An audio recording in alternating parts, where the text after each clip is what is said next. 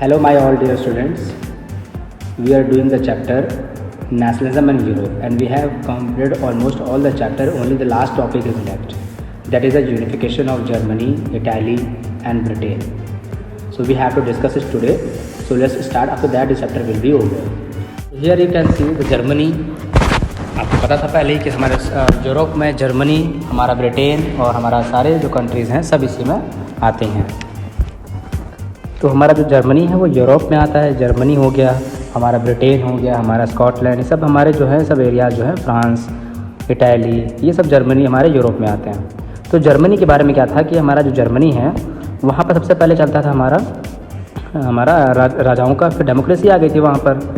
फिर जब डेमोक्रेसी वहाँ पर आ गई थी तो फिर हमारे दोबारा से बाकी कंट्रीज़ ने अटैक करके जर्मनी को दोबारा से कंजर्वेटिज़म के हाथ में सौंप दिया था। फिर बाद में कंजर्वेटिज़म के बाद फिर हमारे जितने भी वर्कर्स हैं और जितने भी पीजेंट्स हैं उन्होंने आंदोलन करके जर्मनी को आज़ाद करा दिया था। मैंने आपको लास्ट वीडियो में इसके बारे में डिस्कस किया था। तो ऑल जर्मनी नेशनल पार्टी जो थी उसको जो है सपोर्ट किसने किया? पीजेंट्स ने किया, वर्कर्स ने किया, सबने पीजेंट किया। ऑल जर्मन नेशनल पार्टी को सपोर्ट किसने किया? पीजेंट्स ने, वर्कर्स ने, सबने इसको सपोर्ट किया और मिडिल क्लास ने भी सपोर्ट किया। और करके उन्होंने क्या किया, यहाँ के वहाँ के जो उस वक्त कंजर्वेटिज़म जो पार्टी चला रही थी, कंजर्वेटिज़म को वहाँ से हटा दिया। अब जब हमारे ऑल नेशनल जर्मन पार्टी जो थी जब पावर में आ गई, तो पावर में आने के बाद उन्होंने फिर जो वहाँ के जो वर्कर्स थे, जो पीजेंट्स थे, जिन्होंने उनके आंदोलन में जो हेल्प करी थी, तब उनकी भलाई नहीं करी, उन्होंने उनकी प्रॉब्लम्स को सॉल्व नहीं किया ऑल जर्मन नेशनल पार्टी में। तो बाद में जब इनका सपोर्ट हट गया, किसका? पीजेंट्स का और हमारे वर्कर जब का हमारा सपोर्ट हट गया, दोबारा से ये किंग था उसने मौका देखकर दोबारा से अटैक कर दिया। ऑल जर्मन नेशनल पार्टी का जो रूल था उसको ख़त्म कर दिया। ठीक है, तो क्योंकि उनको सपोर्ट नहीं किया, तो सभी लोगों को समझ में आ गया था कि पीजेंट जो वर्कर्स हैं उनको हल्के में नहीं लेना है, उनके बारे में भी सोचना है। तो ये क्या हुआ, वहाँ पर सभी लोग अलग अलग हो गए थे। तो बाद में क्या हुआ, जो मिडिल क्लास था, तो मिडिल क्लास ने क्या किया, किसके साथ मिल गया? जाके वहाँ के जंकर्स ऑफ प्रूशिया, मतलब प्रूशिया से जाके मिल गया। जर्मनी के जो मिडिल क्लास थे उन्होंने कंबाइन किससे कर लिया? जंकर्स ऑफ प्रूशिया से। जंकर ऑफ प्रूशिया, जो प्रूशिया के थे किंग थे, उससे उन्होंने जाके क्या कर लिया, अपना मिल गए। और ये बात हुई कि भाई हम लोग सपोर्ट करिए और जर्मनी को हमें क्या कराना है? यूनाइट कराना है। जर्मनी को सभी लोगों से आज़ाद करा के एक सिंगल जर्मनी बनाना है मुझे। तो उन्होंने कहा ठीक है। वो गए प्रूशिया के राजा के पास। प्रूशिया के राजा कौन है वहाँ का? केसर विलियम फर्स्ट। तो केसर विलियम फर्स्ट के पास गए, उन्होंने कहा कि ठीक है हम हेल्प कर देंगे। उन्होंने अपने सीएम को बुलाया। उन्होंने बुलाया किसको? Otto von Bismarck. Otto von Bismarck जो था वो बहुत ही स्ट्रिक्ट कह सकते हैं वहाँ का किंग था। किंग कह सकते हैं, चीफ मिनिस्टर था वहाँ का। तो चीफ मिनिस्टर एक खास मुख्यमंत्री था किसका? वहाँ के केसर विलियम फर्स्ट का राजा था, जो कि प्रूशिया का राजा था और ये प्रूशिया का ये सीएम थे। उन्होंने कहा कि ठीक है हम हेल्प करेंगे। तो इसकी क्या पॉलिसी थी? इसकी पॉलिसी थी ब्लड एंड आयरन की। ब्लड एंड आयरन की मतलब खून बहा देंगे और जितने लोग आएंगे बीच में हमारे, और उनको मिलाने के बाद फिर अपना एक सिंगल पर्टिकुलर कोई एरिया जैसे जर्मनी उसको हम बना लेंगे। तो कहा चलो ठीक है। फिर यहाँ पर जो है क्या हुआ, 7 साल युद्ध चलता रहा। 7 साल तक युद्ध चलता रहा। किन के बीच चलता रहा? हमारे पास 3 हैं, इसको याद करना है आपको। FAT, F मतलब फ्रांस, A मतलब ऑस्ट्रिया, D हमारे जो थे वो हमारे डेनमार्क। तो फ्रांस, ऑस्ट्रिया और डेनमार्क से 7 साल युद्ध चला। किसका चला? प्रूशिया का। प्रूशिया का जो ओटो वॉन बिस्मार्क था उसने सबसे फाइट की, युद्ध किया और सबको मार दिया वहाँ पर जो लोग विरोध कर रहे थे यूनिफिकेशन का। उसके बाद सबको जितना भी सारे एरिया थे फ्रांस और सब सारे एरिया, जो फ्रांस के बाद जो एरिया थे जर्मनी के, वापस ले लिए उसने। ऑस्ट्रिया से ले लिया, जर्मन से अपना एरिया वापस ले लिया। लेने के बाद फिर उसने क्या कर लिया, कंबाइन कर लिया और जर्मनी को फिर से बड़ा एरिया बना लिया, मतलब एक बड़ी कंट्री बना ली। जो उनका प्लान था कि नेशन स्टेट बनाएंगे जर्मनी को, तो वो उनका सपना अब पूरा हो गया। तो फिर फाइनली जो है ये प्रूशिया में मिल गया और जर्मनी एक सिंगल यूनाइटेड स्टेट बन गया। तो इस तरह से ये पूरी इसकी कहानी थी जर्मनी की यूनिफिकेशन की। अब हम बात करेंगे एक इसकी डिटेल में। लिखा है attempts to set up constitution monarchy. कई सारे अटेम्प्ट चल रहे थे कि कॉन्स्टिट्यूशनल मोनार्की सेटअप कर दिया जाए एट फ्रैंकफर्ट में। कॉन्स्टिट्यूशनल मोनार्की क्या होती है? जो कि रूल्स और रेगुलेशन से चले। एट फ्रैंकफर्ट इन 1848 में was suppressed by the monarchy. तो मोनार्की ने लेकिन इस चीज़ को करने नहीं दिया कि हम किसी रूल रेगुलेशन से नहीं चलेंगे, कॉन्स्टिट्यूशन से नहीं चलेंगे। मोनार्की ने ये बात नहीं मानी। ठीक है, by the monarchy military and junkers ने मिलकर इस चीज़ को सप्रेस कर दिया। प्रूशिया चीफ में जो था Otto von Bismarck takes the lead, उसने लीड लिया किससे? जर्मन यूनिफिकेशन के लिए। किसके कहने पर? केसर विलियम के कहने पर। उनका चीफ मिनिस्टर था ये। He plan the unification with the help of Prussian army के साथ उसने क्या किया? प्रोफेशनल आर्मी एंड ब्यूरोक्रेसी, जो कि हमारे मिडिल क्लास के लोग थे, इनसे मिलकर इन्होंने कहा कि हम चलो प्लान करते हैं और अपना जर्मनी को यूनाइट करते हैं। तो एंश्योर यूनिफिकेशन आफ्टर 3 वॉर, 3 युद्ध लड़े, 7 साल तक 3 युद्ध लड़े, फ्रांस से, ऑस्ट्रिया से और डेनमार्क से 7 साल तक युद्ध करने के बाद process complete with the crowning of Kaiser William first, और केसर विलियम फर्स्ट को उन्होंने क्राउनिंग कर दी। I was an as a king of Germany, उसको किंग ऑफ जर्मनी बना दिया, और ओटो वन बिस्मार्क जो थे वो चीफ मिनिस्टर बन गए जर्मनी के। इस तरह करके ये जो जर्मनी का यूनिफिकेशन एंड हो गया। अब हमारा जो आता है वो आता है हमारा यूनिफिकेशन फिर जनवरी 1871 में, जब हमारा युद्ध जब हो गया, केसर विलियम जब बन गए वहाँ के राजा, तो जनवरी 1871 में इनकी क्राउनिंग कर दी, इनको मुकुट पहनाया गया, केसर विलियम फर्स्ट को मुकुट पहनाया गया, और सारी चीज़ इन्होंने वहाँ पर इम्प्रूवमेंट करना शुरू कर दी। वहाँ की करेंसी को सिंगल कर दिया, वहाँ का बैंक सिस्टम अच्छा कर दिया, वहाँ की जुडिशरी को सिंगल सिस्टम बना दिया और अच्छा कर दिया, और वहाँ का जो था जर्मनी जो था बिकम पूरी तरीके से इंडिपेंडेंट और यूनिफाइड हो चुका था। सभी लोग खुश हो गए वहाँ पर, अब उन्हें कोई दिक्कत नहीं है। तो इस तरह से यहाँ पर जर्मनी का फाइनली चैप्टर, इसका जो हमारी कहानी है वो ख़त्म होती है। अब हम देखते हैं इटाली कहानी। इटाली कैसे हुआ? क्योंकि इटाली जो था कह रहा उसका इन 19th सेंचुरी में क्या हुआ, वो जो हमारा ये पर्टिकुलर एरिया देख रहे हो, ये हमारा पार्ट जो है ये इटाली, ये पूरा पार्ट हमारा इटाली है। इसके एक नहीं, इसके 7 पार्ट्स थे, 1 2 3 4 5 6 7 पार्ट पे कटा हुआ था। इटाली के 7 टुकड़े हुए थे, और ये प्लान किसके था? ये ओनली 1 सार्डिना पिडमोंट जो था वो खाली एक इटाली जो ओरिजिनल लोकेशन थी वही अभी तक बची हुई थी। मतलब कि सारे पार्ट जो थे वो किसी न किसी ने ले लिया था। सिर्फ सार्डिना पिडमोंट जो एक एरिया था वो इटाली का ओरिजिनल पुराना वाला एरिया अभी भी वहाँ पर मेंटेन है, वहाँ पर वही इटाली के सारे कल्चर वहाँ चलते हैं। बाकी सारे जो एरियाज थे वो किसी न किसी ने ले लिए और वहाँ पर कोई इटाली कल्चर नहीं चलता है। ठीक है, इटाली को यूनिफाई करने का पहला प्लान जो पहली बार किसी के दिमाग में आया था वो गियुसेppe मैज़नी में, मैंने 1830 जब मैं स्टोरी पढ़ा रहा था 1830 से, तो वहाँ पर गियुसेppe मैज़नी के बारे में डिस्कस किया था कि उसने यंग इटाली नाम की अपनी एक क्या बनाई थी, अपनी एक सीक्रेट सोसाइटी बनाई थी, क्योंकि उस वक्त अलाउ नहीं था कि हम कोई अलग से कोई ऑर्गेनाइजेशन बना सकें, है ना। तो यंग इटाली नाम की उसने ऑर्गेनाइजेशन बनाई थी ताकि उस पर से हम लोग चुप के अपना जो रेवोल्यूशन है वो चलाते रहें। तो गियुसेppe मैज़नी ने ये पहला प्लान बनाया था, लेकिन ये उसका सक्सेसफुल नहीं हो पाया। क्यों? क्योंकि इसका जो मेन, इसका जो नॉर्थ वाला पार्ट था, ऊपर वाला नॉर्थ वाला, वो ऑस्ट्रियन हैम्सबर्ग के हाथ में था। बीच वाला पार्ट और सेंट्रल पार्ट था, देख लो ग्रीन वाला पार्ट, ये ऑस्ट्रियन हैम्सबर्ग के हाथ में है। ये वाइट वाला पार्ट पोप लोगों के हाथ में था, और जो लास्ट वाला था वो लिखा बर्बन किंग्स ऑफ स्पेन के बर्बन किंग के हाथ में से था। तो इटाली के इतने सारे हकदार थे, तो कैसे इटाली को दोबारा से सबको हटाकर एक पार्ट में बनाया जाए। तो इसके लिए भी शुरुआत की थी गियुसेppe मैज़नी ने, लेकिन वो सक्सेसफुल नहीं हो पाया था उस वक्त। फिर इन्होंने क्या किया, गियुसेppe मैज़नी चुपचाप बैठने वाले में से थे नहीं, इन्होंने क्या प्लान बनाया, तो सबसे पहले गए मीटिंग करी केवर से। केवर एक पर्सन है हमारा, उनसे उन्होंने मीटिंग करी। ठीक है, उन्होंने कहा कि क्या किया जाए। तो उन्होंने कहा कि जो गैरिबाल्डी हमारे रेवोल्यूशनरी थे, उन्होंने कहा था गैरिबाल्डी से मिलकर, उन्होंने केवर और गैरिबाल्डी दोनों ने मिलकर आपस में वहाँ के लोगों के साथ और पीजेंट्स को आपस में मिला लिया। तो केवर गैरिबाल्डी के अंडर में इनकी मिलिट्री, इनका पीजेंट सब कंबाइन होकर चार्ज हो गया कि चलो अब बहुत अच्छा हम लोग कंबाइन हो चुके हैं, काफ़ी लोग हमारे पास स्ट्रेंथ है, चलो स्पेनिश लोगों पर अटैक करते हैं। स्पेन वही था, वो जब बताया था मैंने आपको, बर्बन किंग के हाथ में था। तो उन्होंने कहा कि इसको पहले हटाओ, हटाने के बाद फिर हम अपना इटाली को यूनिफाई कर लेंगे।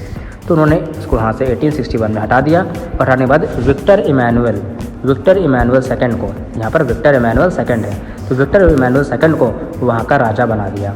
कहाँ का? स्पेन का। तो विक्टर इमैनुअल सेकंड वहाँ का राजा बन गया और हमारा इटाली जो है वो आज़ाद हो गया।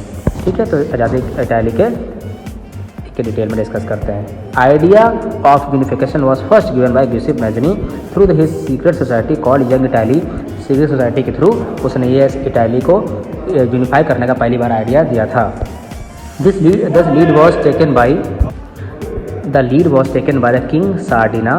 किंग कौन था? सार्डिना, पिडमोंट का राजा, जो मैंने कहा था, जो कि एक लौता एरिया था जो कि पुराने इटली को फॉलो करता था। तो king of Sardinia Piedmont Victor Emmanuel second के थ्रू ये आगे बढ़ाया गया प्लान को। काउंट केवर, चीफ मिनिस्टर जो था फर्डिनेंड पेडमोंट का, काउंट केवर था, लेट द यूनिफिकेशन, कहा था ठीक है मैं भी ऑटो वॉन बिस्मार्क एक वो चीफ मिनिस्टर था, कह रहा उसकी तरह मैं भी यूनिफिकेशन करूँगा। By alliance with the France, France के साथ मिलकर टू डिफीट ऑस्ट्रिया को हराया and unify its northern territory, और अपने नॉर्दर्न टेरिटरी जो थी उसको यूनिफाई कर लिया। फिर गिउसेप गैरिबाल्डी जो थे लेड मूवमेंट इन वेस्टर्न, उन्होंने कहा वेस्ट वाला पार्ट हम देख लेंगे। बाय इन्वॉल्विंग लोकल पीजेंट्स को मिलाकर सपोर्ट से उन्होंने अटैक कर दिया स्पेनिश रूल पर, और स्पेनिश रूल जो है उसको, स्पेनिश रूल को जो था उन्होंने उसकी हेल्प से स्पेनिश रूल को हटा दिया वहाँ पर। Process complete with the crowning of Victor Emmanuel second, और फिर इसकी जो प्रोसेस है यूनिफिकेशन का वो विक्टर इमैनुअल सेकेंड से ख़त्म हुआ। विक्टर इमैनुअल की जब क्राउनिंग कर दी गई वहाँ का राजा बना दिया गया।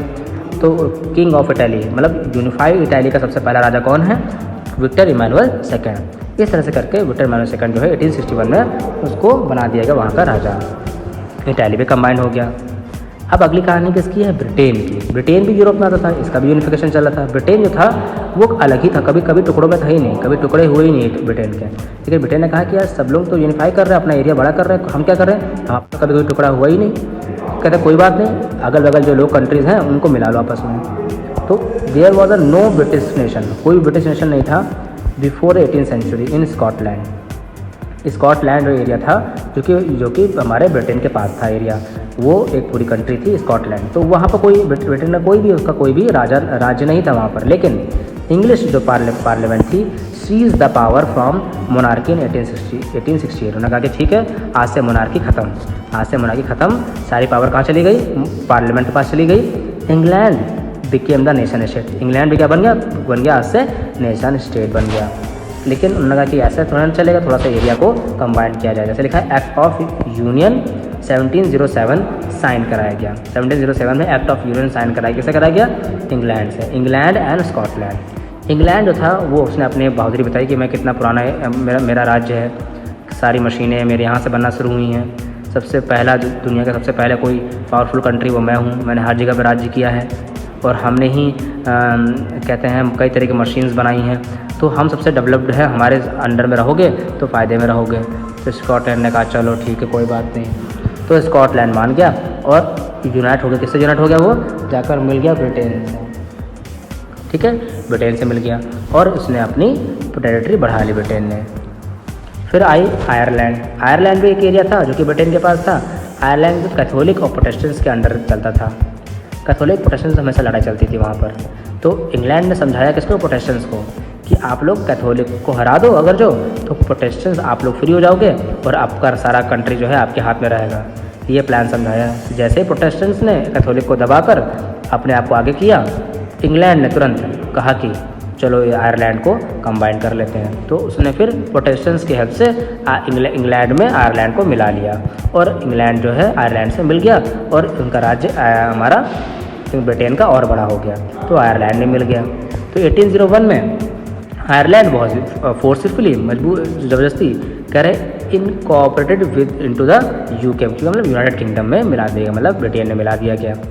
अब जब मिला दिया गया तो पूरे, चाहे वो आयरलैंड हो, चाहे स्कॉटलैंड हो, चाहे ब्रिटेन हो, सब जगह नेशन स्टेट का कॉन्सेप्ट लगाना था। तो उन्होंने कहा कि आज से इंग्लैंड में, स्कॉटलैंड और आयरलैंड में एक ही चीज़ चलेगी। क्या चलेगी? ब्रिटेन मतलब इंग्लिश लैंग्वेज चलेगी, हमारा कल्चर चलेगा, हमारा फ्लैग चलेगा, सब कुछ एक ही चलेगा। उन्होंने सबको मिलाकर इंग्लैंड में ब्रिटेन में कन्वर्ट कर दिया।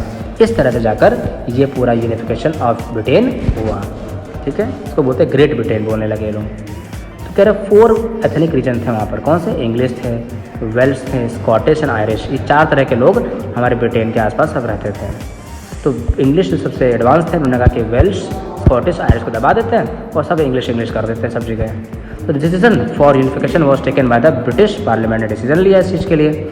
England to control of Scotland पे उन्होंने कंट्रोल कर लिया 1707 में बाय द एक्ट ऑफ 1707, और Ireland was captured through an act of 1807, और आयरलैंड को एक्ट ऑफ 1807 के थ्रू उन्होंने कंबाइन कर लिया। मैंने स्टोरी बताई थी आयरलैंड को कैसे कंबाइन किया उन्होंने।